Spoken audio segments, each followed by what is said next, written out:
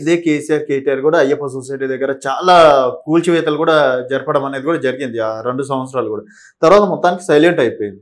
So ఇప్పుడు కూడా కాంగ్రెస్ ప్రభుత్వం అదే చేస్తుంది అనుకోవచ్చు. C don't compare KCR family with Revanth Reddy.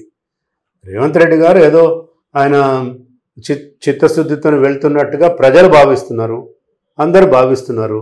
వాళ్ళు ఎంతసేపటికి బేరాలే కదా. ఇప్పుడు కేసీఆర్, కేటీఆర్, కవిత, హరీష్ రావు బేరగాళ్ళు వీళ్ళంతా. పెద్ద పెద్ద బిల్డర్లను పిలిచేది, సెటిల్మెంట్ చేసుకునేది. అందరికీ తెలుసు ఎన్ని లక్షల కోట్ల రూపాయలు సంపాదించారో. సిబిఐకి తెలుసు, ఏసీబీకి తెలుసు, అందరికీ తెలుసు. రేవంత్ రెడ్డి గారికి తెలియదా? వాళ్ళ ఎమ్మెల్యేలకు తెలియదా? లక్షల కోట్లు కొల్లగొట్టినారు కదా వాళ్ళు. అందుకే ప్రజలు ఓడగొట్టినారు. సో వాళ్ళలాగా వీళ్ళు ఉంటారని కంపారిజనే అవసరం లేదు అక్కడ. వాళ్ళు మొత్తం దోపిడి దొంగల్లాగా వ్యవహరించారు. సో హైడ్రా ఇప్పుడు కొంతమంది కాంగ్రెస్ నేతలు కూడా ఉన్నారు సార్. ఇప్పుడు ఫస్ట్ ఆఫ్ ఆల్ డిమాండ్ ఏంటంటే MIM నాయకులది Fatima college కూలగొట్టాలని.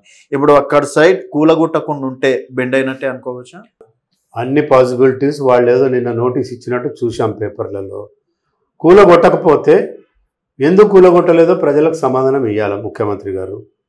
At the same time TRS వాళ్ళది కూలగొడుతున్నారు అనేది అపవాదం ఉందో, మీ కాంగ్రెస్ వాళ్ళది కూడా మీరు నోటీసులు ఇచ్చి కొల్చండి.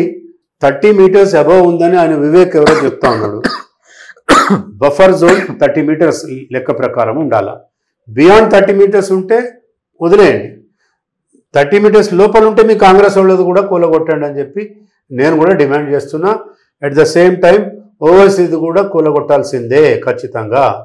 ఓకే, ఒకవేళ కూలగొట్టకపోతే మీరు భయపడుతున్నట్టు ప్రజలు అనుకుంటారు, లేదనుకుంటే ఓట్ బ్యాంక్ కోసమని మీరు రాజకీయాలు చేస్తున్నారని ప్రజలు భావిస్తారు. కాబట్టి ఆ విషయాలలోకి పోకండి. నిర్దాక్షిణ్యంగా బుల్డోజర్లు దింపండి. యోగి ఆదిత్యనాథ్ని మీరు ఆదర్శంగా తీసుకొని బుల్డోజర్లు పంపించి కూలగొట్టండి. సరే, ఇప్పుడు బీజేపీ నేతలు కూడా పేదవారికి చాలా అన్యాయం జరిగిపోతుంది హైదరాబాద్ అని చెప్పేసి కూడా చెప్తున్నారు. మరి నిజంగా పేదవారికి అన్యాయం జరుగుతుందా? డెఫినెట్గా. అంటే ఇప్పుడు ఇంత పెద్ద పెద్దోళ్ళు ఎమ్మెల్యేలు కూస్తే పేదవాళ్ళకి ఏమి అన్యాయం జరుగుతుంది? అయితే అందులో అర్థం ఏంటంటే చాలామంది బిల్డర్లు చెరువులలో, బఫర్ జోన్లలో, ఎఫ్టీఎల్లో కట్టి పాపం వాళ్ళకి అమ్ముకున్నారు.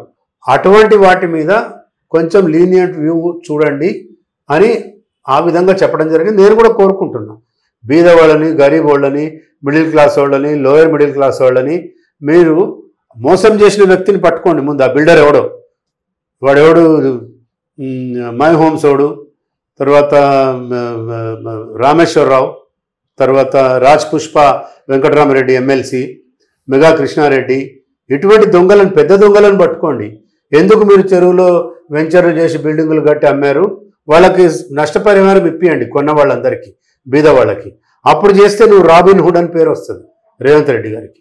ఆ విధంగా ప్రవర్తించమని చెప్తాను. సరే, ఇప్పుడు నేను ఒక ప్లేస్ కొన్నాను, అది కాస్త ఇప్పుడు చెరువు దగ్గర ఉంది. సో ఇప్పుడు నేను లాస్ అయినట్టు సార్, నాకు న్యాయం జరగాలంటే ఏం చేయాలి? అదే చెప్తున్న ముఖ్యమంత్రి గారు, వాటిని కూడా కన్సిడర్ చేసి మీరు బీద వాళ్ళకి న్యాయం చేయండి, అధికారులను శిక్షించండి ముందు.